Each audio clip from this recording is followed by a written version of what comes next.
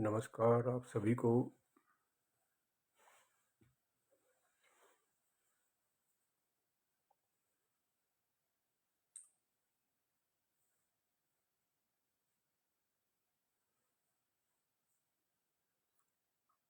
मैं जानना चाहूँगा मेरी आवाज़ आपको आ रही है या नहीं।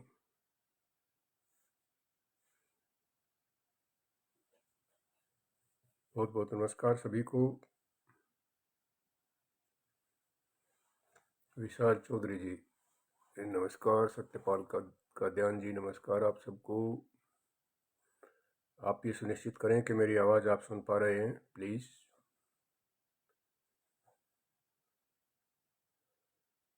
नमस्कार जी सत्यपाल जी नमस्कार।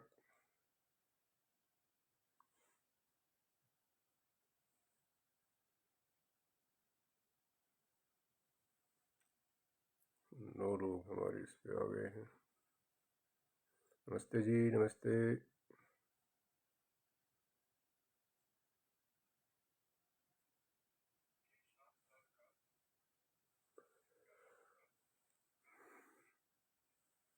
बहुत बहुत नमस्कार। आप मेरी आवाज़ सुन पा रहे हैं?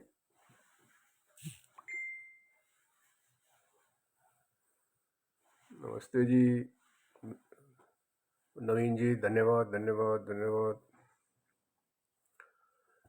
तो आज का जो लाइव है इसका कोई विशेष इस तरह का पर्पज नहीं है कि मुझे कुछ भाषण देना है या कोई आपको बहुत भारी लंबी चौड़ी बातचीत या कोई इस तरह का उद्देश्य नहीं है जिसको आप ये कह सकें कि भाई बहुत गहरी चिंता का विषय है। हम हल्की फुल्की बात करेंगे। और अक्सर जब मैं फेसबुक पर कोई पोस्ट डालता हूँ तो विद्यार्थियों के विशेष तौर पर कमेंट आते हैं अमेरिका के बारे में। तो हम वो छोटी मोटी जिज्ञासाएं जो आपके मन में हैं उन्हें ज़रूर मैं चाहूँगा कि दूर करूँ, उनको आपको संतुष्ट करूँ। जितना मुझे उनके बारे में पता है मैं आपको बताऊँ। मैं थोड़ा सा बता दूँ कि यहाँ किस आशय से मुझे आना हुआ है मेरा। यहाँ मेरा बेटा और बेटी दोनों ही अमेरिका में हैं, जॉब कर रहे हैं। तो करीब 2 महीने यानी 1 दिसंबर को मैं न्यूयॉर्क पहुंचा था। कुछ दिन वहाँ रुका लेकिन वहाँ कड़ाके की ठंड शुरू हो गई थी, इसलिए वहाँ से आना पड़ा। और फ़िलहाल मैं यहाँ फ्लोरिडा स्टेट है जो अपने यहाँ गोवा की तरह से है। मौसम बड़ा शानदार होता है यहाँ। सुबह के 5:30 बजे हैं, बाकी लोग सो रहे हैं। तो मैंने सोचा आपसे बात करने का ये उचित समय है। तो वहाँ कुछ दिन रुक के और अब हम फ्लोरिडा में आए हुए हैं। वेलिंगटन शहर है जहाँ से मैं आपसे बात कर रहा हूँ। यहाँ के बारे में कुछ चीज़ें मुझे बहुत अच्छी लगती हैं। यहाँ जैसे ही मैं पहुँचा तो एक बुजुर्ग दंपत्ति मुझे दिखाई दिए जो केरला के थे। अमेरिका में आके कोई कितनी दूर का क्यों ना हो, ऐसा लगता है जैसे अपने परिवार का ही सदस्य है। दुआ सलाम हुई तो पता चला वो 1972 में, आप देखिए कितने साल हो गए उन्हें आए, यहाँ आए थे। और यहाँ आने के बाद उन्होंने अपना कोई काम शुरू किया और अपने भतीजे की काफ़ी मदद उन्होंने की और वहाँ पर उसे गांव में पढ़ाया लिखाया और बहुत सारा उसको गाइड किया। और अंततः वो भतीजा यहाँ अमेरिका में उन्होंने बुला लिया। वो यहाँ जॉब करने लगा और ये लोग 3-4 भाई थे। तो उनमें से इन्होंने दूसरे भाई को भी बुला लिया और फिर तीसरे भाई का ये जो जिसका मैं भतीजा बता रहा हूँ वो भी इधर अमेरिका में आ गए। तो क्या किया इन लोगों ने कि दो भाई तो यहीं पर बस गए, अच्छे भले कमा रहे हैं, ठीक ठाक सब कुछ फर्स्ट क्लास है। तीसरे भाई ने फैसला किया कि नहीं, मैं अपनी मातृभूमि जाऊंगा और मैं यहाँ नहीं रहना चाहता, मैं तो अपना वहीं जाकर संभालूंगा। तो दोनों भाइयों ने उन्हें खुशी खुशी विदा कर दिया। और वो सज्जन मुझे बता रहे थे कि उनका जो भतीजा था, उन्होंने इन सज्जन के लिए घर खरीद कर दे दिया, अपने ताऊ जी के ऊपर जो एहसान था उसे उतारने के लिए। मैं कहता हूँ हरियाणा ही नहीं, सारे भारत की जो हमारी परंपराएं हैं, जो सारे भारत की हमारे संस्कार हैं, वो यहाँ पर भी नहीं भूले जाते। मुझे बहुत खुशी हुई उनकी ये बात जानकर कि जिस भतीजे को इन्होंने इतना पढ़ाया लिखाया था, उन्होंने गिफ्ट के रूप में यहाँ घर ही खरीद कर दे दिया उनको। और मुझे लगता है वो 84-85 साल की उनकी उम्र है। और वो सुबह शाम यहाँ घूमते हैं तो अक्सर मुलाकात होती है, दुआ सलाम होती है। तो मैं सोचता हूँ हमारे जो संस्कार हैं, शायद ही दुनिया में उनका कोई सानी हो, शायद ही उनका कोई मुकाबला कर सके। बेशक इन लोगों ने प्रोग्रेस कर ली है, हमारे से कहीं ज़्यादा अमीर हैं, बहुत पैसा है इनके पास, लेकिन फिर भी संस्कारों के मामले में हम इनसे कहीं ज़्यादा हैं। यहाँ पर रहन सहन के बारे में बताना चाहूँगा मैं। यहाँ पर 3 तरह के घर हैं। एक को तो ये अपार्टमेंट बोलते हैं, जिनको हम वहाँ फ्लैट बोलते हैं, ऊपर नीचे मल्टी स्टोरी फ्लैट अपने गुड़गांव में, इसमें नोएडा में, दिल्ली में आप देख सकते हो। तो उनको अपार्टमेंट कहते हैं और वो तकरीबन 300-400 हज़ार यानी 300,000 400,000 के करीब 2 रूम का सेट ये खरीद कर रहते हैं। वो तो तकरीबन वही है जो अपने यहाँ होता है। उसके अलावा 2 तरह के यहाँ पर और घर हैं। एक है टाउन हाउस जिसे बोलते हैं, जैसे अपने यहाँ जो स्टेट गवर्नमेंट की एजेंसी हैं, जैसे हरियाणा में हुड्डा है, तो वहाँ दीवारें शेयर की जाती हैं और इस तरह से एक विशेष तरीके से सारे घर डिजाइन होते हैं। और यहाँ पर मैं आपको ये भी बताना चाहूँगा, फ्लोरिडा जो है एक समुद्र के किनारे, बल्कि 3 तरफ से ये घिरा हुआ है समुद्र से। तो यहाँ छोटी छोटी जो लेक्स हैं उनके चारों तरफ लोगों ने घर बना रखे हैं, कम्युनिटी बोलते हैं उसको। ये कोई एक बिल्डर वो पूरी कम्युनिटी डेवलप करता है, उस लेक के चारों तरफ घर बनाता है। उन घरों की बैक लेक की तरफ होती है, फ्रंट मेन रोड के ऊपर होता है, जो बहुत बड़ी बड़ी, जैसे यहाँ मैं देख रहा था एक कम्युनिटी है ओलंपिया, 10,000 के करीब घर हैं इसमें। तो बहुत बड़ी आबादी उसमें रहती है, 3-3, 4-4 हज़ार की तो काफ़ी सारी हैं। और जिले सिंह जी नमस्कार, आप बीच में फ़ोन करते हैं तो बाकी लोगों को परेशानी होती है। सर मैं आपसे जुड़ूंगा, मैं आपको कैमरे पे भी लाऊंगा। और आप, मुझे लगता है आपका उत्साह जो है रुक नहीं पाएगा, इसलिए आपको जोड़ना बहुत ज़रूरी है।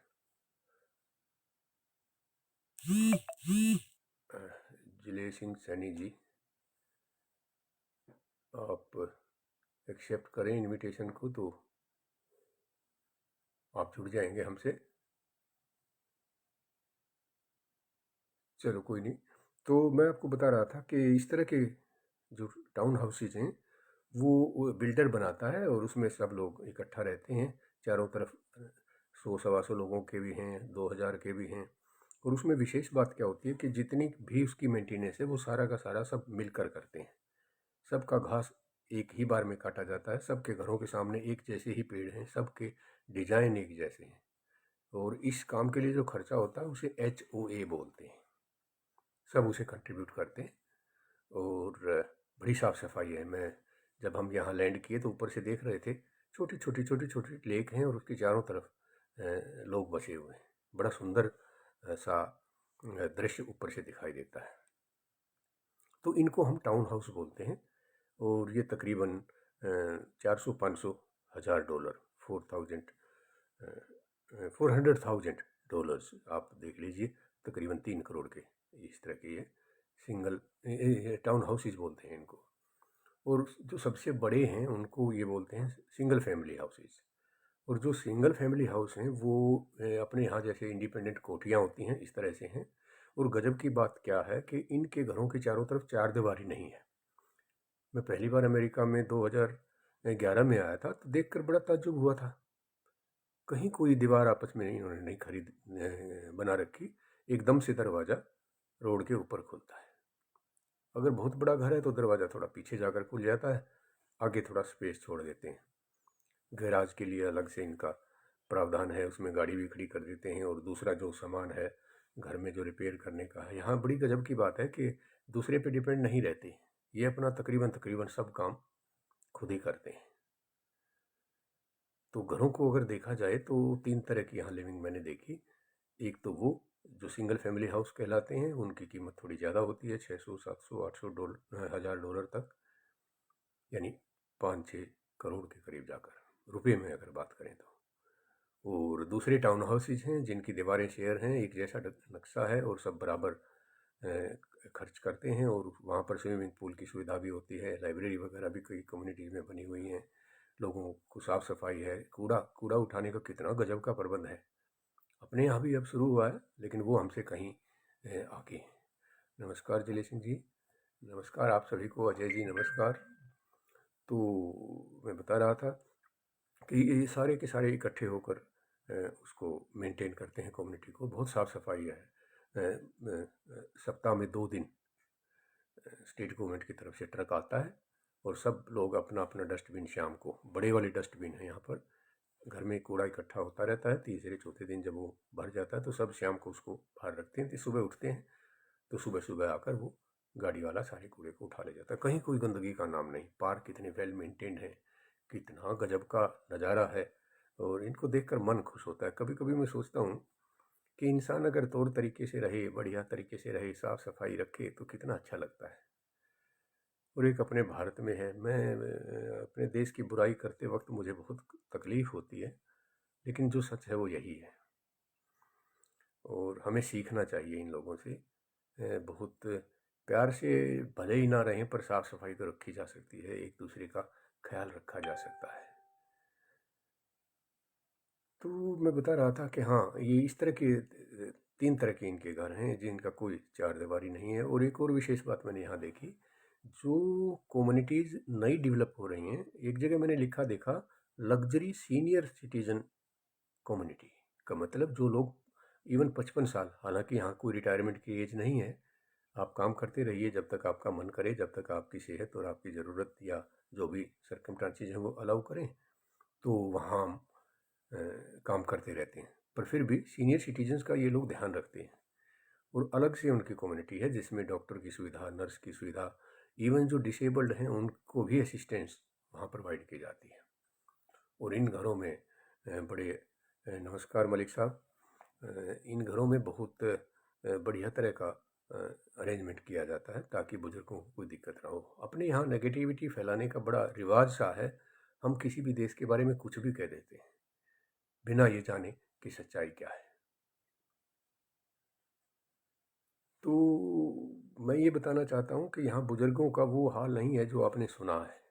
ये अपने बुजुर्गों का खूब ध्यान रखते हैं, और ऐसी बात नहीं है कि ये बस लापरवाह हैं या ये अपने बुजुर्गों का ख्याल नहीं रखते। हाँ, ये ज़रूर है कि फैमिली का जो परिवार का जो सिस्टम है वो अपने इंडिया की तरह से नहीं है। यहाँ पर फैमिली बहुत छोटी छोटी हैं, अक्सर हस्बैंड वाइफ होते हैं, साथ में बच्चे होते हैं ज़्यादा से ज़्यादा। और एक मैंने गजब की बात यहाँ क्या देखी कि यहाँ पर डॉग बहुत हैं, कुत्ते बहुत पालते हैं, बड़ा प्यार करते हैं उन कुत्तों को। मैंने पता किया तो पता चला एक आम सा पिल्ला अगर हम खरीद के लाते हैं तो $2000 के करीब आता है, यानी 1.5 लाख के करीब। और $3000 उसकी ट्रेनिंग पे लगते हैं।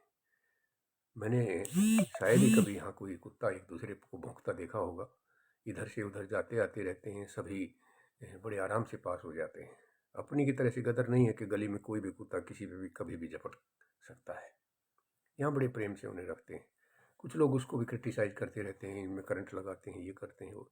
मैं कहता हूँ इतने प्यार से ये लोग अपने पेट को रखते हैं जैसे परिवार में बच्चे को रखा जाता है। और महिलाएं तो विशेष तौर पर मैंने देखा है, चाहे बुजुर्ग है, चाहे जवान है, चाहे शादीशुदा है, हर एक के हाथ में बेल्ट मिलेगी, उसके साथ साथ डॉगी घूमता मिलेगा। उसकी बेल्ट इस तरह की होती है कि उसे आप लंबा छोटा कर सकते हैं चेन को, और वो दूर तक घूम आता है। साफ़ सफाई का इतना ध्यान रखते हैं कि अगर कुत्ता पोटी कर देता है तो उसको प्लास्टिक की थैली हाथ में रखते हैं, जगह जगह पे टांगी भी हुई है इन्होंने, उनके लिए अलग से डस्टबिन भी है, उसको कलेक्ट करके और वो उसमें डिस्पोज करते हैं। कहीं कोई झगड़ा नहीं। हम यहाँ सेक्टर 14 की एसोसिएशन में एक बार हमने शुरुआत की थी कि भाई जो पालतू कुत्ते रखते हैं वो गंदगी ना फैलाएं, दूसरों के घरों के आगे गंदगी ना करवाएं। तो हमें कहा गया कि पहले जो आवारा कुत्ते हैं उन्हें आप प्रबंध करिए, फिर हमें कहना। मैं कहता हूँ शुरुआत तो कहीं से भी की जा सकती है। साफ़ सफाई जब हम अपने घर में रखते हैं तो दूसरों के घर के आगे भी हमें सफाई का ध्यान रखना चाहिए। हुड्डा साहब नमस्कार। जय भगवान हुड्डा जी। रामवीर जीतपुरा जी नमस्कार। तो मैं बता रहा था यहाँ पर ये लोग साफ़ सफाई का बहुत ध्यान रखते हैं और बुज़ुर्गों के लिए अलग से कम्युनिटी है, उसमें ये अपना उनकी सारी फैसिलिटीज़ का ध्यान रखते हैं। मैंने इस तरह की एडवर्टीज़मेंट, क्योंकि मेरा जो यहाँ का फ़ोन है वो फ्लोरिडा में रजिस्टर्ड है, उसके ऊपर इनविटेशन आते रहते हैं कि 60 साल के ऊपर के जो बुज़ुर्ग हैं उनका टूर लेके जा रहे हैं, हम संडे को वहाँ इंजॉय करेंगे, गोल्फ खेलेंगे, कहीं ताश पार्टी का आयोजन है तो कहीं ड्रिंक्स वगैरह के लिए जा रहे हैं, कहीं म्यूज़िक का इनविटेशन आ रहा है, तो इकट्ठे होकर ये लोग एंजॉय करते हैं। अपनी तरह से नहीं है कि हम बस ताश की गड्डी लेकर बैठ गए। और मैंने अपने सेक्टर में देखा 6 जगह इकट्ठे होकर हम सिवाय ताश खेलने के और कुछ कंस्ट्रक्टिव काम नहीं करते। ये लोग सोशली भी काम करते हैं। परसों की बात है, किसी मॉल में हम ऐसे ही घूम रहे थे, एक 80 साल का बुजुर्ग एकदम से आगे आया और एक छोटा सा आइसक्रीम का कप पकड़ाने लगा। तो मैंने कहा भाई ये क्या तरीका है? तो मेरे को बताया गया कि ये लोग सोशल सर्विस करते हैं, यहाँ किसी भी दुकान पे आकर सेल्समैन की भूमिका निभाते हैं, कोई पैसा नहीं लेते, बड़े प्रेम से घंटा 2 घंटा 4 घंटा जिसका जितना मन करे वो वहाँ एंजॉय करता है। ना दुकानदार को इससे तकलीफ होती है, ना ग्राहकों को होती है। और समटाइम्स तो वो बच्चों को अपनी तरफ से आइसक्रीम बांटने लग जाते हैं, कोई पैसा उनसे नहीं लेते। कितना अच्छा लगता है। हम कहेंगे कोई हमारे पुराने समय में होता था ऐसे, जो दादाजी हैं तो अगर वो उन दिनों तो टॉफ़ियाँ और चॉकलेट नहीं होती थी, मीठी गोली बोला करते हैं हम, तो दादाजी जेब में भर के ले आते थे और सब बच्चों को बांटते थे, चाहे वो बच्चा किसी का हो, अपना हो, दूसरे का हो। तो यहाँ पर बुज़ुर्गों में मैंने देखा है बड़प्पन भी है, ऐसी बात नहीं है जैसी हम कहते हैं। महंगाई को लेकर बड़ा हाहाकार अपने वहाँ मचा रहता है। यहाँ पे भी बताते हैं बहुत सालों बाद इस बार कोरोना की वजह से महंगाई आई है, लेकिन महंगाई के कारण जानकर मुझे बहुत अचंभा हुआ। मैंने न्यूज़ पढ़ा, उसमें लिखा हुआ है कि जो स्टूडेंट्स ने एजुकेशन लोन लिया हुआ था वो सारा का सारा वेव कर दिया गया है और उसका जो भी बैलेंस आपके अकाउंट में खड़ा है उसे आप सरकार की तरफ से डिस्बर्स करवा लीजिए। यानी सभी का, कुछ कंडीशंस ज़रूर लगाई है उन्होंने, उनका जो एजुकेशन लोन ले रखा था जो बच्चों ने वो सारा का सारा माफ़ कर दिया है, वो सारा सरकार भरेगी। और एसएमएस इस बात के आ रहे हैं कि अभी भी हमारे पास अनक्लेम्ड मनी पड़ी है, आप उसे ले लीजिए। कितनी अच्छी बात है। हालांकि पढ़ाई में हम किसी से कम नहीं हैं, पर फिर भी सरकार की तरफ से इतनी सुविधा, जो बिजनेसमैन हैं जिनका काम ठप हो गया, खासतौर पर जो छोटे उद्योग हैं, उनको इतना ज़्यादा इन्होंने सहायता की है, इतना ज़्यादा पैसा उन लोगों को दिया है, उनके वर्कर्स को सैलरी सरकार की तरफ से दी गई है कि विपक्ष ये आरोप लगा रहा है कि आपने इतना पैसा बांट दिया, इस वजह से महंगाई बढ़ी है। बहुत सारे लोग, आपने भी पढ़ा होगा, नौकरियां छोड़कर घर बैठ गए हैं, इसलिए नहीं कि बेरोजगारी है, इसलिए कि उनके पास इतना पैसा इकट्ठा हो गया, घर से काम करते हैं, खर्चा हो नहीं पाता, तो वो सारा का सारा पैसा एंजॉय करने के लिए उन्हें छुट्टियां चाहिए। छुट्टी कंपनी अगर नहीं देती तो वो रिजाइन कर देते हैं। कितनी अच्छी बात है। एक हम हैं कि हम आए दिन सरकार के दरवाजे पर ये दे दो वो दे दो के लिए मांगते ही रहते हैं। ना सरकार को फिक्र है, ना नागरिक इस बारे में चिंतित रहते हैं। तो मैं कहना चाहता हूँ कि यहाँ पर महंगाई है, बढ़ी है, बहुत सालों में बढ़ी है। पुरानी गाड़ियाँ भी बड़े अच्छे अच्छे भाव में लोग बेच रहे हैं और घरों की प्राइसेस भी काफ़ी बढ़ गई हैं, लेकिन उसका कारण उस तरह की महंगाई नहीं है जिस तरह की अपने यहाँ होती है। उसका कारण है सरकार द्वारा बहुत सारा पैसा लोगों को बांटा जाना। यहाँ के मॉल्स, अगर हम उनमें घूमकर देखें तो खचाखच भरे पड़े हैं। इतने बढ़िया तरीके से मैं कहता हूँ यहाँ पर काम होता है कि अगर आप कोई चीज़ ले आए, कोई सामान ले आए और वो आपको पसंद नहीं आया तो आप उसे खुशी खुशी आप उसे वापस करने जाएंगे, दुकानदार खुशी खुशी वापस ले लेगा, कोई दिक्कत नहीं है। उल्टा वो ये महसूस करेगा कि हमारा जो प्रोडक्ट था उसमें ऐसी कौन सी कमी रह गई। तो मैं कहना चाहता हूँ कि एक पॉजिटिविटी का माहौल है, अपनी तरह नहीं है कि हम ज़बरदस्ती किसी के पीछे लगे हुए हों कि आप ये खरीद लो, और ये तो कमीज़ आप हमारे से लेकर ही नहीं गए थे, इसकी रसीद लाओ, इसका ये करो, इसका वो करो। सब कुछ ऑनलाइन है यहाँ पर। और कई बार तो बड़ा अजीब सा होता है। एक दिन हम कुछ ग्रोसरी करके लाए थे, कुछ सामान खरीद के लाए थे, उसमें चप्पलें चुप्पलें इस तरह की चीज़ें भी थी, तो वहाँ सेल लगी हुई थी। और सेल में फॉर एग्जांपल कोई हमने जूता ही खरीद लिया $50 का, और उन्होंने लिख रखा इस कंपनी का जूता हमारे यहाँ से सस्ता और कहीं नहीं मिलेगा। घर पहुँचे नहीं थे कि $5 खाते में क्रेडिट हो गए और मैसेज आया कि सॉरी, हमसे $5 सस्ता फलाना फलाना स्टोर दे रहा है, इसलिए आपके $5 हम रिम्बर्स कर रहे हैं। कितना गजब का तरीका है। बात सिर्फ $5 की नहीं है, बात सिद्धांत की है। यूँ तो हम भी कहते हैं हम बहुत सस्ता दे रहे हैं, हमारे से सस्ता कोई नहीं दे सकता ये, लेकिन असलियत हमारी कुछ और ही होती है। जय भगवान जी लिखते हैं, सीनियर सिटीजन गरीब देशों, खासकर अफ्रीकन देशों के लिए कपड़े, दवाइयाँ और दूसरे राज्यों का सामान इकट्ठा करते हैं और बाहर बिल्कुल सर भेजते हैं। लेकिन हम भी कोशिश करते हैं। भारत में अब ऐसा नहीं है कि हम बिल्कुल ही निर्दयी हो गए हैं। हमारे यहाँ भी मुझे नहीं पता आपके गुड़गांव में और इस तरफ क्या होता है। रोहतक में तो इस तरह की परंपरा हमने डाली हुई है कि हम सर्दियों में इस तरह का कपड़ा इकट्ठा करते हैं जो पुराना है या जिसे हम फैशन के चक्कर में अब बरत नहीं रहे हैं, उसको इकट्ठा करके और ज़रूरतमंदों में बांटते हैं। और ऐसे हमारे कई अभियान हैं, स्टूडेंट भी उसमें हिस्सा लेते हैं, समाज सेवी तो लेते ही लेते हैं, और हम जैसे बुजुर्ग हैं वो भी प्रयास करते हैं। तो यहाँ भी ये परंपरा है। और ये लोग मैंने देखा है ज़्यादातर लिबरल टाइप के होते हैं। यहाँ भीख मांगता मैंने शायद ही कोई देखा हो, और अगर मांगते भी हैं तो वो ड्रम या गिटार बजाते हैं और साथ में रख देते हैं कुछ छोटा मोटा डिब्बा कि आप अगर चाहें तो उसमें डोनेट कर सकते हैं। अगर कोई किसी वजह से होमलेस हो गया है या कोई और दूसरा कारण है तो उसकी मदद भी ये लोग करते होंगे। मैं यहाँ के खान पान के बारे में बताना चाहूँगा। यह अपनी तरह से नहीं है कि घर की जो महिला सदस्य है वो जुटी हुई है और पुरुष बस खाते हैं और चले जाते हैं। नहीं, यहाँ ऐसा नहीं है। अव्वल तो ये खाना ही उस तरह का नहीं है कि अपने यहाँ की तरह से तड़का लगाओ, फिर सब्जी काटो, फिर ये करो वो करो। सब कुछ कटा कटाया फर्स्ट क्लास मिलता है, और आप बस अपना बनाइए और खाइए। कितना बढ़िया तरीका है। और खाने में भी कहते हैं लोग कि अमेरिकन जो है वो खाते बहुत हैं। और कुछ लोग तो मजाक में कहते हैं 50% आबादी इनका खा खा के इतनी मोटी और इतनी थुलथुल हो जाती है, और 50% फिर उसे ठीक करने के लिए लगी रहती है। पर यहाँ के रेस्टोरेंट में अगर आप जाकर देखेंगे तो कई चीज़ें तो बड़ी गजब की हैं। पिज़्ज़ा आप अगर यहाँ पर खाने जाते हैं तो एड ऑन कितना ही डलवाइए, उसमें अलग से कोई ऐसा नहीं है कि ये आप पनीर डलवाएंगे तो इतने पैसे लगेंगे, पालक डलवाएंगे तो ये लगेगा, या टमाटर डलवाएंगे तो ये नहीं। पिज़्ज़ा का एक फिक्स रेट है, उसमें आप कितना ही डलवाइए, डबल पनीर लीजिए, चिकन डलवाइए, चाहे जो भी आपने खाना है उस पर डलवाइए और खाइए मज़े से। और अगर आपसे नहीं खाया जाता, क्योंकि इनका जो एक बाउल है या एक चिपोटले का पैकेट है वो इतना बड़ा होता है कि मैं तो कहता हूँ हम तो दोनों मिलकर खाते हैं, तब भी वो ख़त्म नहीं होता। और उसके बाद भी अगर बच जाता है तो ये पैक करा के उसे घर ले आते हैं। तो क्या कहना चाहता हूँ कि खाने में शुद्धता भी इनकी बहुत है। रेस्टोरेंट के ऊपर कैटेगराइजेशन कर रखा है ABCD, सबसे बेस्ट एक्रीडिशन करते हैं उसका। सरकार की तरफ से बाकायदा बताया जाता है कि उसमें कितना आप शुद्धता का ध्यान रखते हैं, कितना साफ़ सफाई है, कितनी बार आपका रेस्टोरेंट चेक किया गया है। और बड़ी भीड़ लगी रहती है, लोग हमारे बाज़ार में खाना खाते हैं।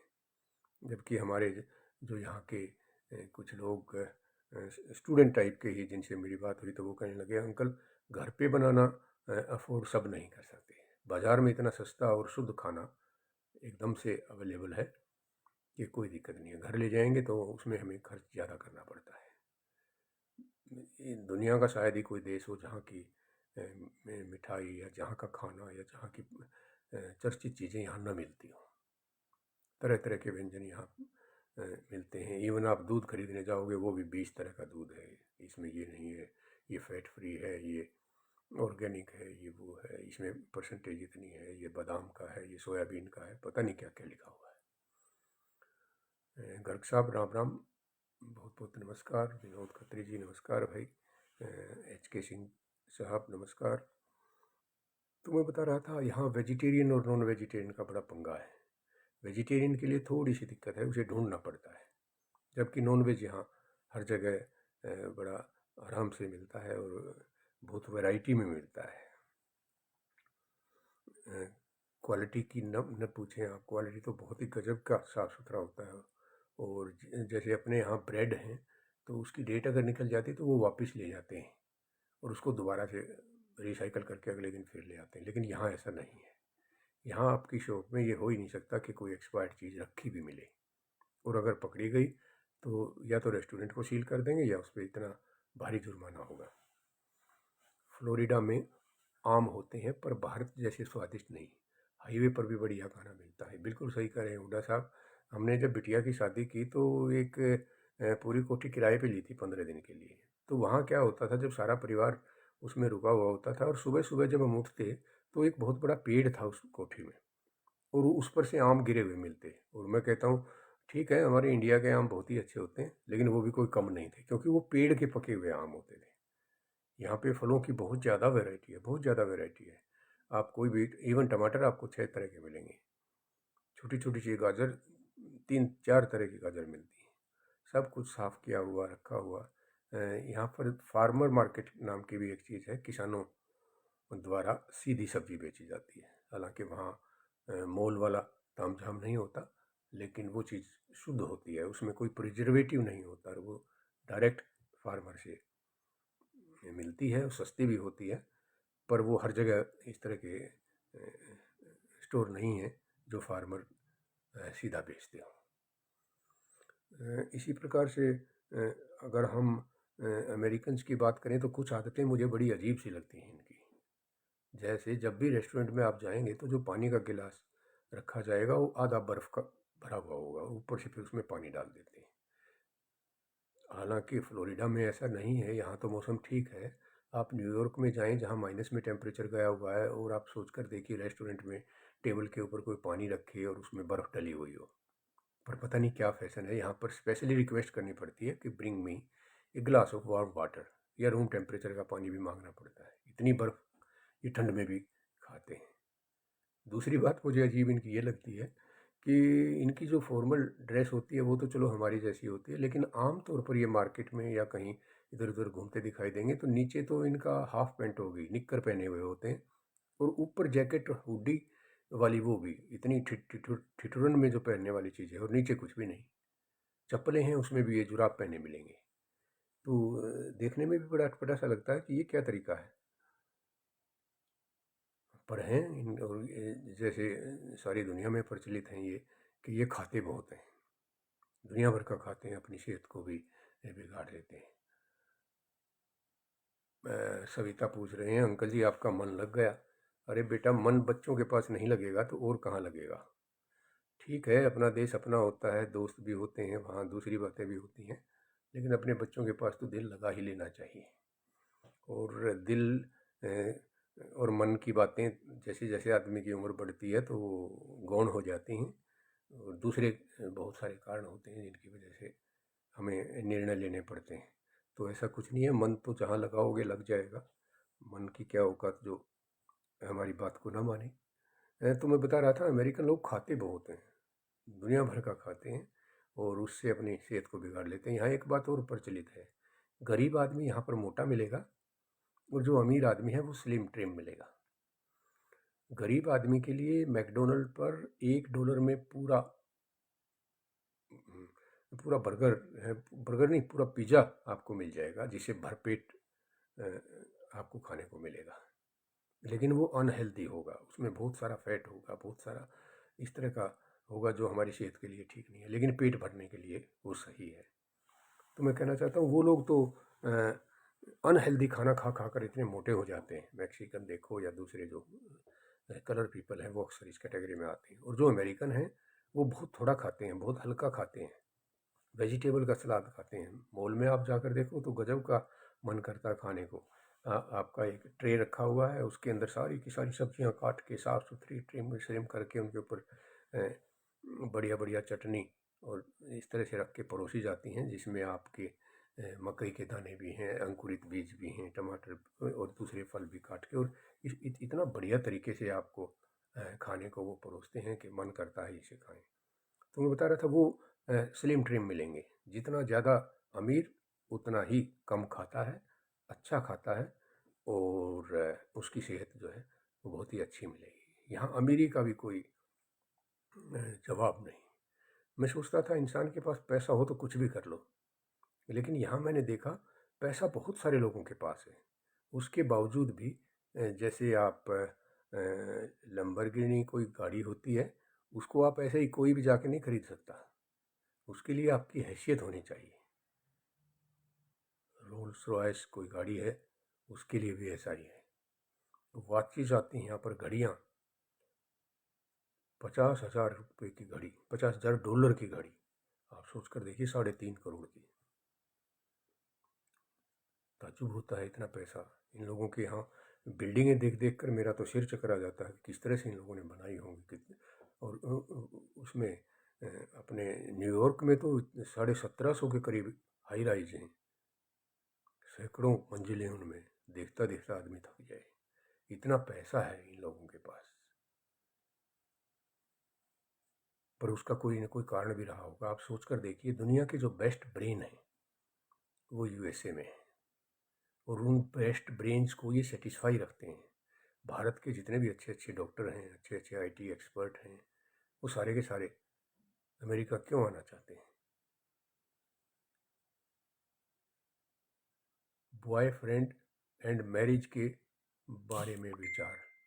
हाँ, ये अपने यहाँ गलतफहमी हमने लोगों को के दिमाग में डाल रखी है। बॉयफ्रेंड का मतलब ये नहीं होता कि कोई आवारा सा लड़का जिसकी बाहों में बाहें डाल के आप इधर उधर धक्के खाते रहें पढ़ाई लिखाई छोड़ के, वो बॉयफ्रेंड का मतलब नहीं होता।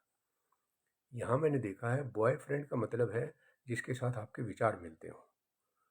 और सैनी साहब, ज़रूरी नहीं है कि बॉयफ्रेंड 27-25 का ही हो, बॉयफ्रेंड यहाँ 40-40 के भी हैं।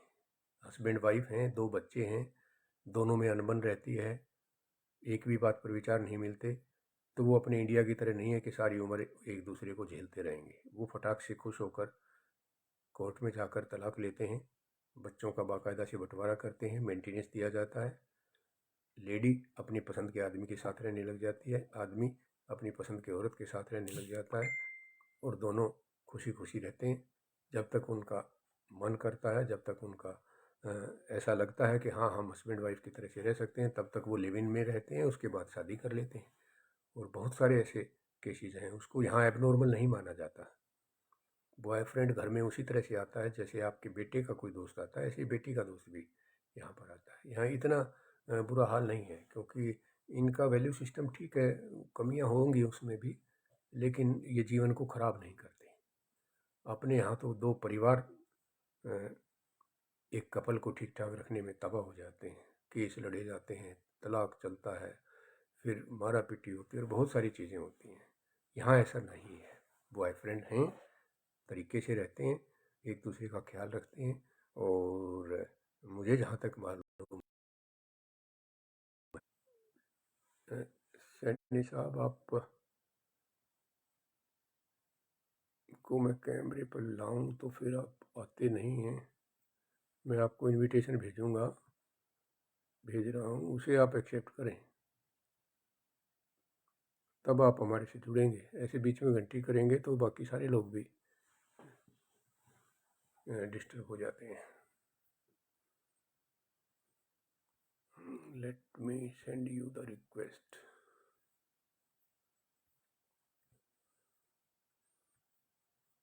जय भगवान जी।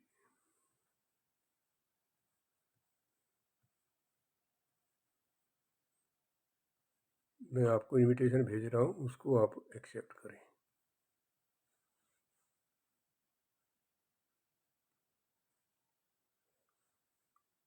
जिले सिंह सैनी जी, ऐड।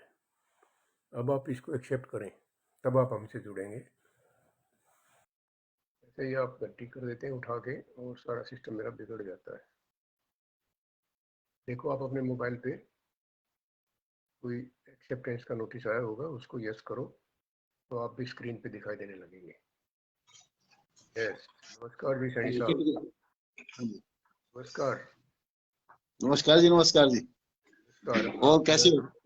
बस बढ़िया है। हम कॉमन सी बात करेंगे, अपनी दोस्ती हम अपने जगह पर हाँ, रखेंगे। यहाँ पर तो वही वही मैं सोच रहा था। सर 17-18 लोग एक हमें देख रहे हैं नहीं, एक तो। थोड़ा वहाँ के बारे में, कल्चर के बारे में बताओ। वहाँ के जैसे अब बॉयफ्रेंड मैरिज, उनके उस बारे में क्या विचार है उनका? हाँ सर, यहाँ पे बॉयफ्रेंड एक अपनी तरह से नहीं है कि अच्छा। कोई बदनाम सा लड़का या कोई बेकार सा लड़का, ऐसा नहीं है। यहाँ प्रेम हम्म प्यार से मैंने खूब देखा है। ये यंग कपल भी हम्म, घूमते हैं और इवन शादी होने के बाद भी बॉयफ्रेंड है यहाँ पर। अच्छा एक अच्छा। दूसरे के साथ नहीं बनती तो वो तलाक ले लेते हैं और जिसके साथ आपका मन करता है उसके साथ ही रहते हैं। लिव इन रिलेशनशिप यहाँ काफ़ी समय से है। हम्म, और यहाँ वकीलों के चक्कर अपनी तरह से नहीं काटते। यहाँ तो मेरे ख्याल में ज़्यादातर बिना झगड़ा किए ही अपना सुलटा लेते हैं और जिसके साथ रहना चाहते हैं उसके साथ रहते हैं। अपनी अच्छा तरह से अच्छा। नहीं है कि मुकदमा चल लिया और हमने फैसला कर लिया मेरी लाइफ तो खराब हो ही गई, इसको अकल लगा के हम्म, छोड़ूंगा या उसको अकल लगा के छोड़ूंगी, ऐसा नहीं है। वहाँ पर दूसरी तरह का सिस्टम है। और बॉयफ्रेंड गर्लफ्रेंड वाली ऐसी मुझे कोई इसमें एतराज वाली बात मुझे तो लगती नहीं भाई। बाकी अपने अपने विचार हैं। तो वहाँ की आप मैरिज लाइफ कैसी है? है जी। Marriage life. Marriage life first class है। लोग मैरिज करते हैं, अपने बच्चे हैं और खुशी खुशी रहते हैं। हाँ इतना जरूर है कि आप जैसा सौभाग्य यहाँ के बुजुर्गों को नहीं मिलता। अक्सर घर में बुजुर्ग नहीं होते। आपका जैसे हम्म, तीन बेटे हैं तो तीनों ही मजे से रहते हैं, पूरी फैमिली है। ये छोटू हम्म, देखो कितनी मदद कर रहा है हाँ और यही। दादाजी की है। लेकिन अब यहाँ पर ऐसा नहीं है। यहाँ पर सीनियर सिटीजन्स के लिए अलग से इन्होंने अपार्टमेंट बना रखे हैं, वहाँ अच्छा पर अच्छा। होते हैं। और उनके लिए वहाँ सुविधाएं हैं, वहाँ नर्स है, डॉक्टर है और ये मिलने जाते हैं खूब। यहाँ तो मैं नहीं गया इस तरह का, लेकिन वाशिंगटन डीसी में जब शुरू में पहली बार मैं गया था तो तब ऐसे सीनियर सिटीजन में होम में जाकर भी आया था। मैं देख रहा था इतवार को वहाँ बहुत सारी गाड़ियाँ खड़ी थी। मैंने सोचा भाई क्या हो हम्म, रहा है, तो पता चला कि पेरेंट्स को लोग मिलने आए हुए हैं। अच्छा। 80-85 90 साल का फादर है, हम्म, 70 साल का उसका बेटा उसे मिलने आया हुआ है और सारी फैमिली है, दादू दादू और इस तरह का। बड़ा अच्छा माहौल होता है संडे को वहाँ। ये मेन हाँ तो डिफरेंस हुआ। हाँ, तो यहाँ है बुजुर्गों का आइसोलेशन तो है पर इस तरह का नहीं है। सुविधाएं हैं यहाँ सारी। आदमी की जान की कीमत है। अगर आपको थोड़ी सी भी तकलीफ होती है तो उसे पूरा अटेंशन मिलता है। हालांकि हेल्थ सर्विसेज यहाँ बहुत महंगी बताती हैं। अगर इंश्योरेंस नहीं हो तो आम आदमी उसको अफोर्ड नहीं कर सकता। लेकिन फिर भी कुल मिलाकर इनमें कई सारी ऐसी बातें मुझे लगता है कि हमारे लिए सीखने की हैं। और वास्तव में मैं बताना भी यही चाहता था कि यहाँ की जो अच्छी चीज़ें हैं वो हमें ज़रूर सीखनी चाहिए। बुराइयाँ तो हम कहीं से भी ले लेंगे। जैसे अभी कल ही हम एक मॉल में गए हुए थे। ये जो अपने यहाँ जो कोरोना वाला काम चला हुआ है, एमबिक्रोन क्या है वो आपका, ओमिक्रॉन, उसका ओमिक्रॉन। खतरा काफी है और खूब फैला हुआ है। लेकिन सब अपनी अपनी जिम्मेवारी पे हैं।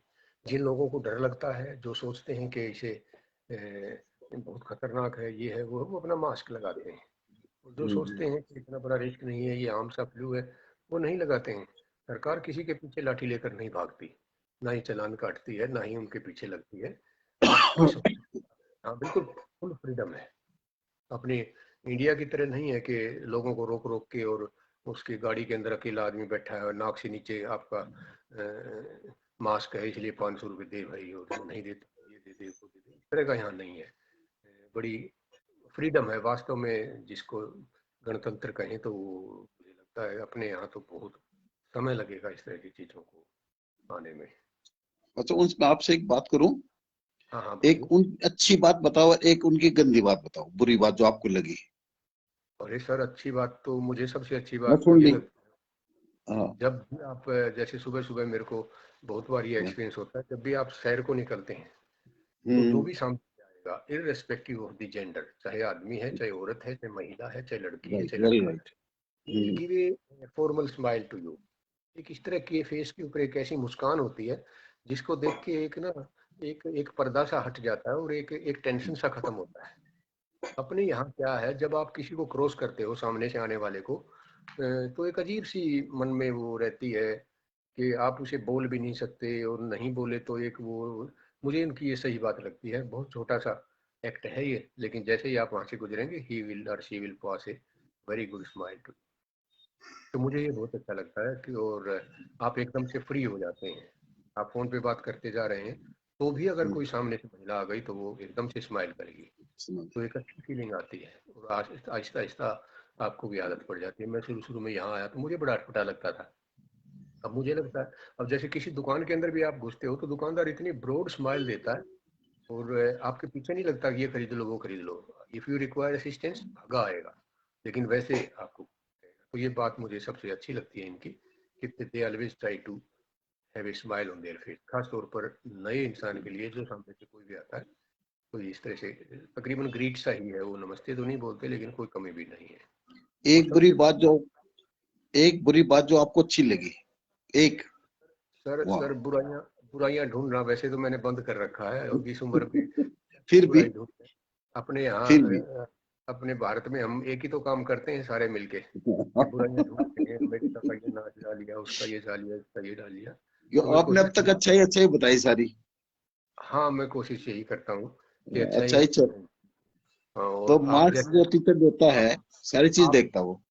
आप जैसे अच्छे दोस्त भी हमने इसी आधार पर बना रखे हैं कि आप में अच्छाइयाँ ज्यादा है, इसलिए आपसे बात करने को हमेशा गुड। मन करता है। थैंक यू, बाकी यहाँ थैंक यू। है, बुराइयां हैं, यहाँ भी बहुत बुराइयां हैं। जैसे उदाहरण के तौर पर ये लोग अपना जो खाना खाते हैं वो बहुत ज़्यादा क्वांटिटी में खाते हैं, और उससे इनका शरीर खराब होता है। और फिर उस शरीर को जिम में जाके कसरत करके ठीक करते हैं। तो कई बार सुना होगा आपने कि आधा अमेरिका तो अपनी सेहत को खराब करने में जुटा है, और फिर बाकी की आधी उम्र उसको ठीक करने में गुजार देता है। तो इनकी खान पान की, एक ये नॉन वेज वाला जो सिस्टम है, ये भी मुझे अटपटा सा लगता है। हालांकि हो सकता है यहाँ की अपनी मजबूरियां रही हों, लेकिन इतना ज़्यादा मांस और मीट खाते हैं ये लोग। किसी भी स्टोर पर चले जाओ, दुनिया भर का, हर तरह से रोस्टेड है, कहीं कच्चा है, कहीं चीज़ दूसरी तरह का है। मतलब खाने से पहले आपको 10 बार इंक्वायर करना पड़ता है कि नॉन वेज तो नहीं है।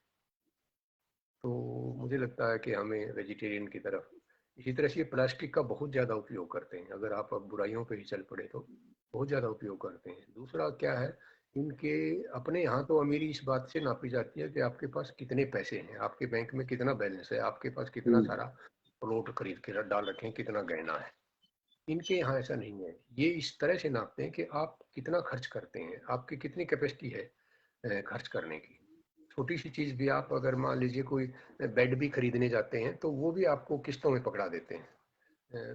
मैं देख रहा था, जो पिज्ज़ा बनाने वाली लड़की है उसके हाथ पे एप्पल की वॉच बंधी हुई है, $400 की जो आती है। मैंने पूछा भाई ये क्या, ये तो बहुत कम कमाती है। तो कहने लगे जी यहाँ ऐसा नहीं है, ये $400 की जो वॉच है ये 20 रुपए में मिल जाती है, यानी $20 मंथली देते रहिए, तो कोई इंटरेस्ट नहीं लगेगा, ले जाइए आप। तो इतना ज़्यादा खर्च ये करते हैं, जो भी पैसा है वो सारा मार्केट के अंदर रखते हैं। आप गाड़ी खरीद लाइए, will you believe, 2% rate of interest, सिर्फ 2%। और छोटी मोटी चीज़ तो ये वैसे ही बिना ही ब्याज के दे देते हैं, बस आप उनकी किस्त देते रहिए। तो इनका जो खर्च करने का तरीका है वो ये डिसाइड करता है कि आप कितने अमीर हैं। राइट। और बताइए, आप रोहतक में तो मुझे लगता है कि ठंड बिल्कुल कम है। अब देख लो, आप कैसे बैठे और हम कैसे बैठे हैं, इससे अंदाजा लगा सकते हो आप। मैं हम्म? ये तो नहीं कहूँगा, मैं तो बाई चांस फ्लोरिडा है, यहाँ पर सारा अमेरिका आ जाता है इन दिनों में, बहुत भीड़ होती है। ये गोवा की तरह हम्म, से यहाँ टेम्परेचर बहुत कंफर्टेबल होता है, दिन में 25 डिग्री 26 डिग्री रहता है, सुबह शाम थोड़ी ठंड होती है। अदरवाइज सारा दिन कंफर्टेबल मौसम यहाँ रहता है। दूसरे बाकी सारे अमेरिका को आप देखोगे तो ठंड हुआ पड़ा है, वहाँ भी कोई कसर नहीं है। दुनिया भर की खबरें आती रहती हैं, बर्फ के तूफान आते रहते हैं। मैं परसों ऐसे ही सुबह सुबह शहर को निकल गया तो मेरे हाथ में मोबाइल था, मैंने देखा एक लेडी थी भारत की, और वो ऑस्ट्रेलिया से ये दिखा रही थी कि कितनी बर्फ है यहाँ पर, किस तरह से जो लेक है जो वो जम गई है, और उसके ऊपर से बच्चे खेल रहे हैं, पत्थर फेंक फेंक के देख रहे हैं, कितनी मोटी बर्फ लगी हुई है। इसी तरह से कई बार यहाँ अमेरिका का कोई लाइव आकर बहुत अच्छी अच्छी चीज़ें दिखा रहा है, कोई वेजिटेशन के बारे में बता रहा है, कोई ऑर्गेनिक के बारे में बता रहा है। दूसरी तरफ मेरा जो दूसरा मोबाइल है वो इंडिया की लोकेशन है उसमें। उसमें क्या चल रहा है, हमारे जो नौजवान हैं वो इकट्ठे होकर एक दूसरे को गालियां बक रहे हैं, अश्लील बातें कर रहे हैं और फालतू की चीजें दिखा रहे हैं। उधर से हमारे जो यूट्यूबर हैं वो किसी के घर में घुसे हुए हैं। एक वो करनाल का भाई है, वो कैमरे को उठाए किसी होटल में घुस रहा है, वेश्यावृत्ति देखिए, फलाना देखिए, धकड़ देखिए। मतलब हमने एक ऐसा माहौल बना लिया अपने देश में कि ऐसा लगता है जैसे कुछ भी अच्छा नहीं है, जबकि दुनिया भर की तरह से हमारे यहाँ भी बहुत अच्छी अच्छी चीजें हैं। हमने आदत ही नहीं डाल रखी, हम खबर ही उसको मानते हैं जिसमें कुछ ना कुछ उलट पुलट हो। तो मैं देख रहा था बाकी सब लोग तो बड़ी पॉजिटिविटी में जीते हैं, अपने यहाँ इस तरह का नहीं है। पता नहीं क्यों हम इस मामले में इन राजनेताओं पर निर्भर हैं। जबकि अगर अमेरिका में अगर आप आईटी सेक्टर की बात करो तो हमारे यहाँ जितने भी आईटी के एक्सपर्ट हैं सारे ही तो यूएस में आए हुए हैं। इतना अच्छा खासा उनको ये सैलरी देते हैं और उनको खुश रखते हैं यहाँ पर। तो दुनिया के बेस्ट ब्रेन का यूज ये कर रहे हैं, हम अपने वहाँ क्यों नहीं कर सकते? डेवलपर जितने भी हैं, कोडिंग का जितना भी काम है, सारा का सारा इंडिया के यूज कर रहा है। आप बड़ी बड़ी कंपनियों के वो देखिए, आप सीईओ सारे इंडियन हैं। क्यों भाई, हम अपने देश में क्यों नहीं कर सकते? हम उनको वहाँ सुविधाएं क्यों नहीं दे सकते? पर ये है कि ये जो राजनेता हैं इन्होंने हमारा सत्यानाश कर रखा है, हमें अकल नहीं है, हम इनके पीछे लगते रहते हैं, आज इसके पीछे हैं, कल उसके पीछे हैं। तो मुझे लगता है बहुत कुछ है यहाँ पर हमारे लिए सीखने लायक, और खास तौर पर जो यूथ है उसको ये समझना चाहिए कि जब तक हम मेहनत नहीं करते, जब तक हम ठीक रास्ते पर नहीं चलते, विकास संभव नहीं है। एक आदमी का तुक्का लग सकता है, दो का तुक्का लग सकता है, और आप अगर उस लाइन में खड़े रहे तो वहीं खड़े रह जाएंगे। बहुत सारे स्टूडेंट हैं, मेरी उनसे बात होती है, भाई क्या कर रहे हो? कि जी एसएससी की तैयारी कर रहा हूँ। कब से कर रहे हो आप? भाई 3 साल हो गए जी। कब तक हो जाएगा? पता नहीं जी, सरकार ने कैंसिल कर दी। अरे भाई, सरकारों के भरोसे कब तक बैठे रहोगे?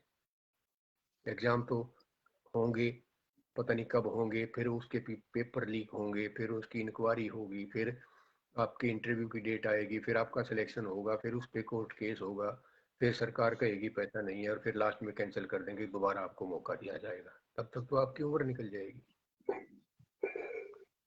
तो हमारा जो यूथ है उसको ये समझना चाहिए कि अल्टीमेटली तो आपको मेहनत का रास्ता करना ही पड़ेगा। तो मुझे लगता है नौकरी की बजाय हमें काम ढूंढना चाहिए हमारे युवाओं को। सैनी साहब, आपका धन्यवाद, आप हमारे साथ जुड़े। थैंक यू कोई सो बात हो तो आप से पूछ सकते हैं। मच। मैं चाहता हूँ कोई ठीक है, स्टूडेंट इस तरह का मैं लाइन पर लेना अब ये चाहूँगा। बताओ हाँ कब रहे हो? मैं सर जल्दी ही आ रहा हूँ, बस अगले महीने। हाँ, we are waiting for you. Okay okay sir, ah thank you. जाओ। ठीक। ये रोहतक है, अच्छा जी। मंजीत फोगाट जी, वकील साहब लिखते हैं, पॉजिटिव माइंड को हर तरह पॉजिटिव ही चीजें दिखती हैं हर हालात में। मेरे साथ में भी ये होता है। दूसरी बात, इनके यहाँ किसान कम है, जो है वो कॉरपोरेट फार्मिंग है, इसलिए यहाँ ज्यादातर नॉन वेज। हाँ, ये बात बिल्कुल सही कह रहे हैं। यहाँ के किसान को हम अपने भारत के किसान से कंपेयर नहीं कर सकते। हमारे किसान की तो ऐसी जान निकाल दी है कि वो तो बस हैंड टू माउथ ही रहता है, उसे बेचारे को फुर्सत ही नहीं है। ना वो बच्चों को अच्छी शिक्षा दे सकता, ना वो रहन सहन अच्छा कर सकता। यहाँ के किसान जो जो बहुत छोटे हैं उनका तो हमारे से भी बुरा हाल है। पिछली बार मैं अमेरिका आया तो तब एक गांव में जाकर आए थे, वहां मैंने देखा किसान जो है यहाँ पर भी उससे कर्ज से दबे पड़े हैं, बल्कि लेबर क्लास में, उन्हें किसान भी नहीं कहूँगा। और जो किसान हैं वो बहुत बड़े बड़े किसान हैं, एयर कंडीशन ट्रैक्टर उनके पास खड़े हैं, बहुत सारा पैसा उनके पास है, और वो मार्केट में कभी कभी आते हैं। जिस दिन किसान मार्केट में आता है तो जो स्टोर है वो उसका अलग तरह से स्वागत करता है। तो ये आप लिख रहे हैं, मुझे लगा हिमाचल में है। मंजीत फोगाट जी ये रोहतक में है। राजनीति ने बेड़ा गर्क कर दिया भारत का, राजकुमार यादव जी लिखते हैं। हाँ ये तो है जी, पर उसमें भी हमारी भी जिम्मेदारी है। राजकुमार जी, राजनेता ऊपर से नहीं पड़ते, हम ही चुनकर भेजते हैं, और हमें इतने चक्कर में ये लोग रखते हैं कि हम पता ही नहीं कर पाते कौन अच्छा है कौन बुरा, और हम खुद ही इनके जाल में फंस जाते हैं। और जब तक हमारे देश की जो शीर्ष जो निर्णय लेने वाले इंसान हैं उनमें बड़प्पन नहीं आएगा, तब तक मुझे लगता है सुधार संभव नहीं है। निचले वाला बेचारा क्या करेगा? एक आम आदमी मेहनत करके रोटी कमा के और अपने बच्चों को पालता है, बस इसी में उसकी लाइफ चली जाती है। ना उससे पढ़ने की सुविधा दी जा रही है। अब ये मुझे समझ नहीं आ रहा मुझे नहीं पता आप मेरे साथ इस बारे में सहमत होंगे या नहीं कि यूनिवर्सिटीज, मैं कहता हूँ स्कूल और कॉलेज को भी भूल जाइए, यूनिवर्सिटीज पिछले 2.5 साल से नहीं खोली गई, जबकि उनमें जो हमारे स्टूडेंट हैं वो सबसे ज़्यादा परिपक्व हैं, यूथ हैं, इम्यूनिटी उनकी सबसे ज़्यादा है और सचेत सबसे ज़्यादा है, उसके बावजूद भी उनको नहीं खोला जा रहा है। तो इनसे लगता है कि इनकी मंशा में फ़र्क है। अब आम आदमी भी ये कहता है स्कूल कॉलेज बंद कर रखे हैं, ठेके खुले पड़े हैं, आप क्या कर रहे हो, समझ नहीं। तो मैं समझता हूँ इसमें भी हमारा ही कसूर है, क्यों ना हम अच्छे अच्छे लोगों को राजनीति में लाएं। पॉजिटिव विचार रखना बहुत जरूरी है सर, बुराई नहीं दिखाई देती। सोनिया लाठर जी नमस्कार, रिंकू सिंह जी नमस्कार, विकास जी नमस्कार, आनंद शर्मा जी नमस्कार, बहुत बहुत नमस्कार। आप 87 से हमारे दोस्त हैं। ऑन कैमरा, आप में से कोई अगर जुड़ना चाहे तो मैं उन्हें इनविटेशन भेजूं। हितेश जाखड़ जी मुझे दिखाई देते रहते हैं कई बार, बड़े अच्छे सोशल वर्कर हैं, हमारे यूथ का एक ऐसा भी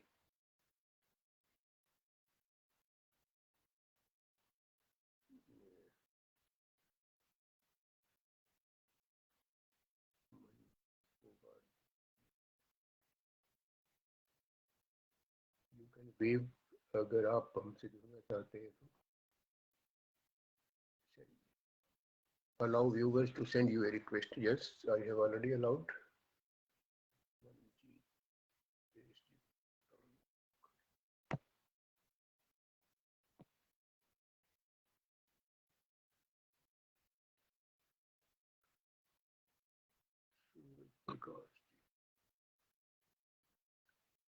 हितेश जी मैं आपको ऐड करना चाह रहा था।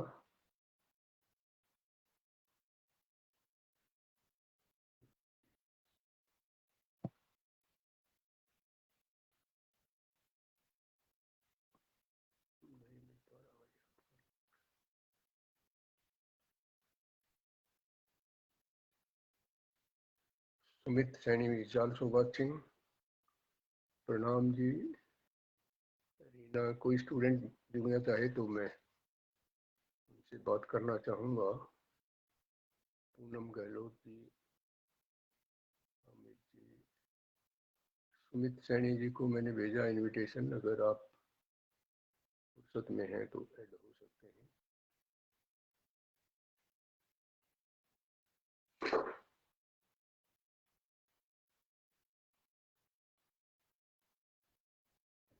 प्रणाम जी, बहुत बहुत प्रणाम।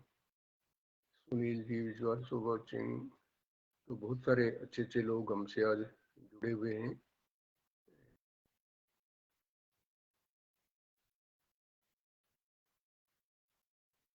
सतीश भारद्वाज जी,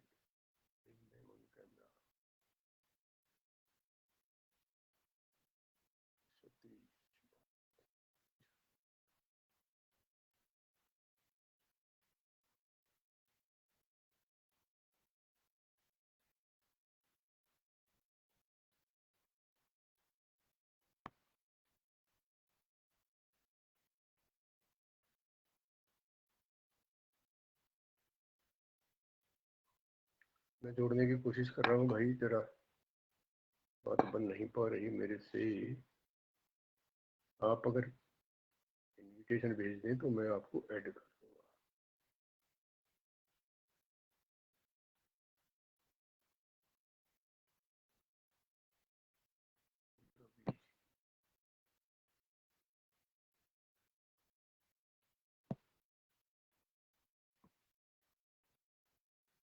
जयप्रकाश जी, धन बल जात धर्म नेता, अरे वाह जयप्रकाश दलाल जी, मैंने आपको इनविटेशन भेजा है भाई साहब, आप जरा इसे एक्सेप्ट कर लें तो जुड़ जाएंगे। पूंजीपतियों ने भारत की जनता को फंसा लिया, हाँ बिल्कुल सही कह रहे हैं। इसमें हम धर्म और जात पात, ये तो सर अब पुरानी बात हो गई है कि ये राजनेता जो लोग हैं ये यही सहारा लेते हैं, या तो धर्म का नाम लेंगे या तो जाति का नाम लेंगे, और जहाँ पर आप अटक गए बस वहीं शुरू ये हो जाते हैं। इनका इलाज जब तक हम नहीं करेंगे तब तक ये ऐसे ही चलेगा।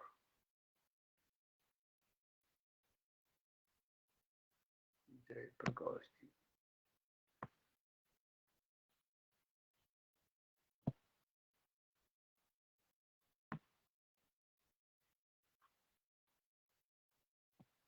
मुझे लगता है ऐड करना बड़ा मुश्किल काम है। कनेक्शन फेल हो रहा है आपका। युद्धवीर यादव जी, मंजीत जी, अमित शर्मा जी, नेहा अरोड़ा इज वाचिंग। नेहा, मैं आपको भेज रहा हूँ बेटा इनविटेशन, आप जुड़ना चाहें तो।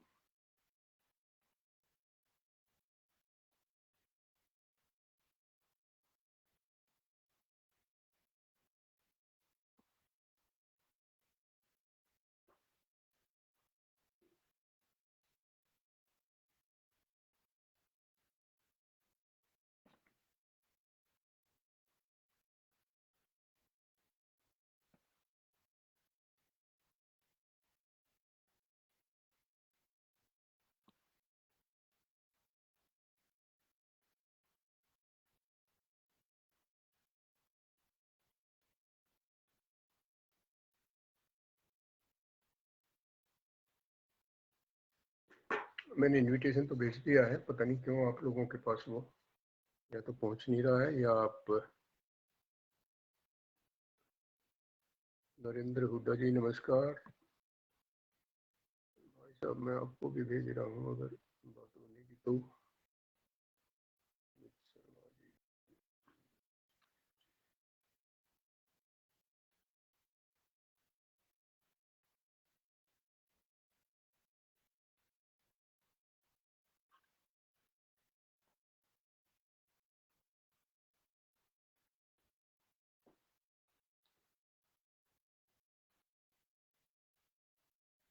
निशांत जी कह रहे हैं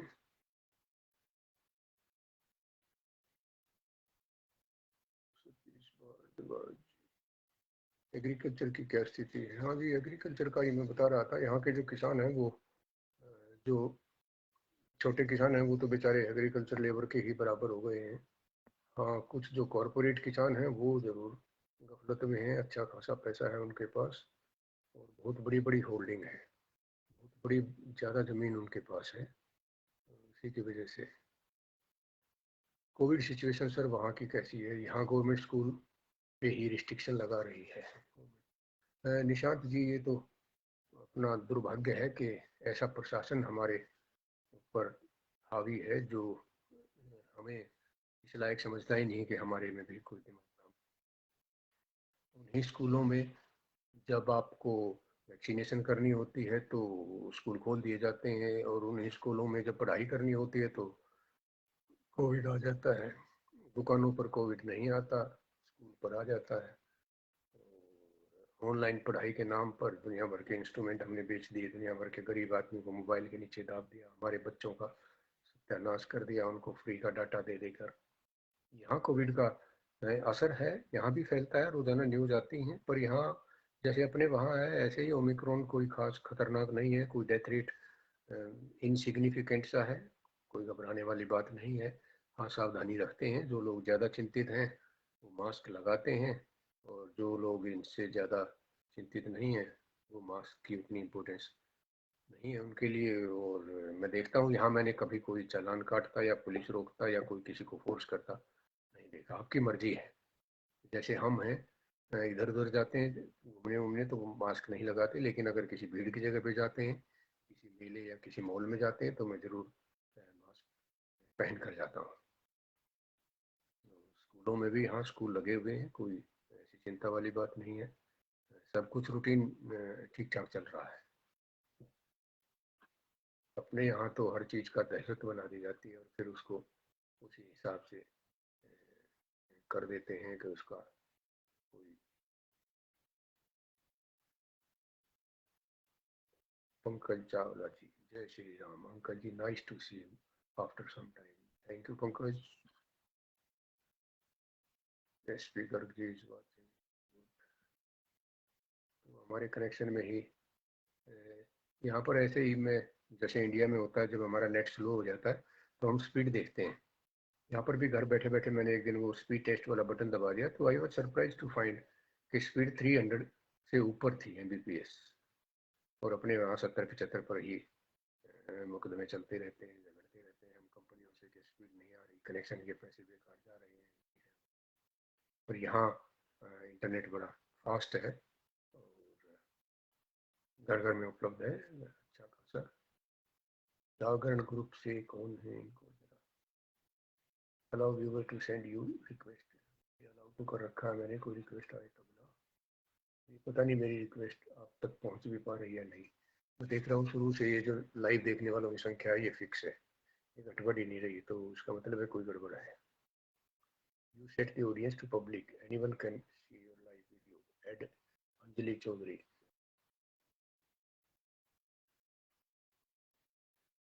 मैंने इनविटेशन भेजा है। मनोज प्रभाकर जी,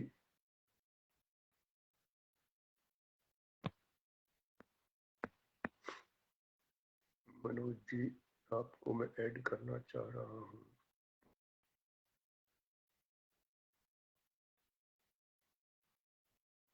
आप इनविटेशन अगर भेजें, मैं तो भेज के देख चुका।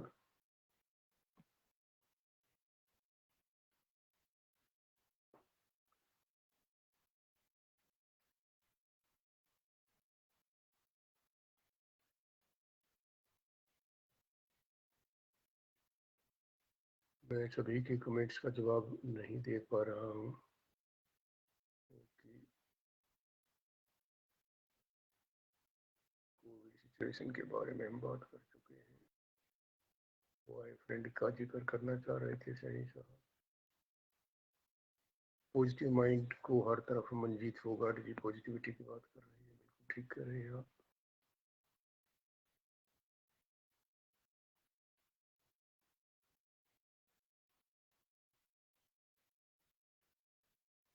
अलाउ व्यूअर टू,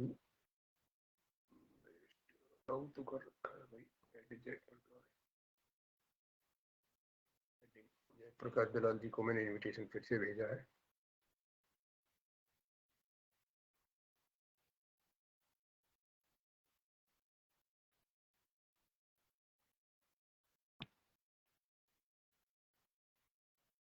चलो जी, हम ऐड नहीं कर पा रहे हैं।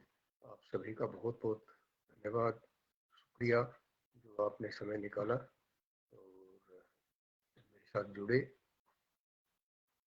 आपका बहुत बहुत धन्यवाद। राजकुमार यादव जी लिखते हैं राजनीति ने बेड़ा गर्क कर दिया। हाँ हाँ, इसमें तो कोई दो राय नहीं है यादव साहब, राजनीति ही हावी है अपने यहाँ, तो कर भी क्या सकते हैं। जब तक हम सचेत नहीं होंगे तब तक यही आप रहेगा। सविता देशवाल, रवि शोरान,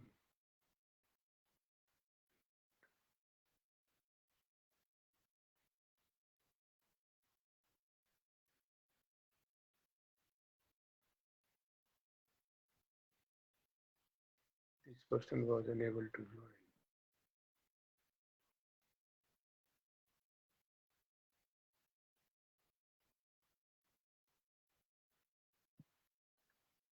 सविता अगर आप फ्री हैं तो बेटा आप जुड़ सकते हैं। Bring Shweta, no answer from live guest. आप में से